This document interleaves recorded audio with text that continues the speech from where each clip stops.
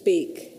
Thank you, Speaker. I have just two thoughts that I want to share. The first is I want to congratulate both the Budget Committee and Mr. DiGeronimo.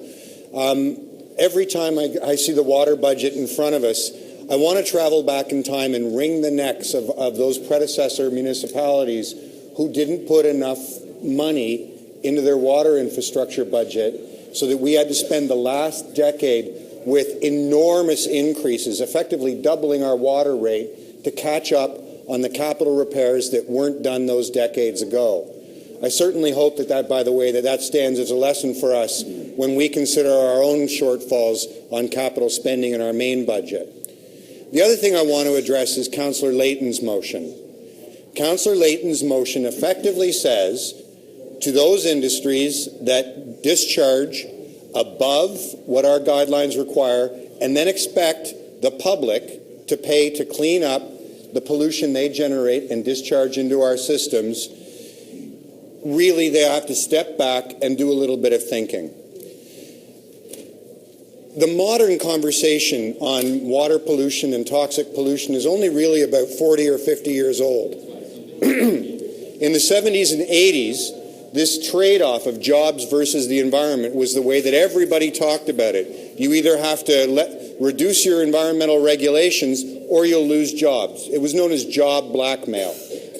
The real breakthrough in thinking, though, came in the 80s when environmentalists and regulators began to realize that any input that goes into a factory and doesn't leave a factory as a product that they sell is waste. It's something they paid for that they're not making any value from. And that a better strategy was to encourage internal recycling, encourage internal capture of those materials so they could be resold, reused in other economic functions. That idea, profiting from pollution prevention, took hold throughout the 80s and the 90s.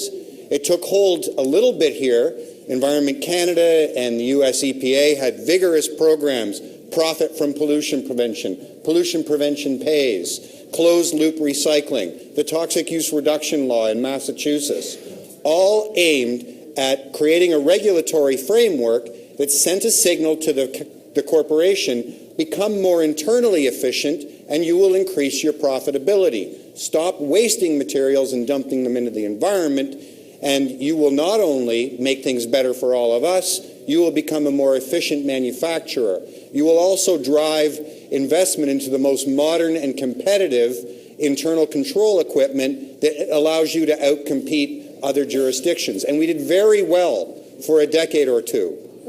Then we stopped. We stopped largely because of free trade agreements, and the Europeans became the real leaders in this notion of internal recycling, closed-loop manufacturing, profiting from pollution prevention.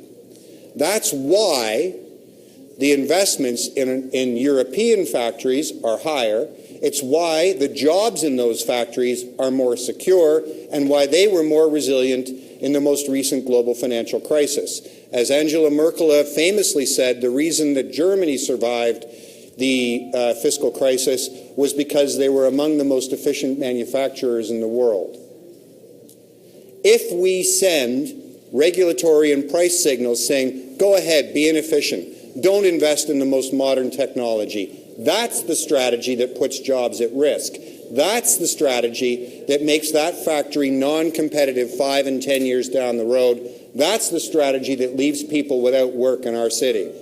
If you believe in having good, stable, long-term manufacturing jobs in the City of Toronto, you want to create a regulatory framework that gives a financial reward to the most efficient producers. That's the way you guarantee jobs. That's the way it's been done successfully in other parts of the world. If we don't pass Councillor Layton's motion, then we really are putting those producers at risk because they won't stay modern and competitive. They won't be forced to reinvest and be among the top producers in the world. Thank you.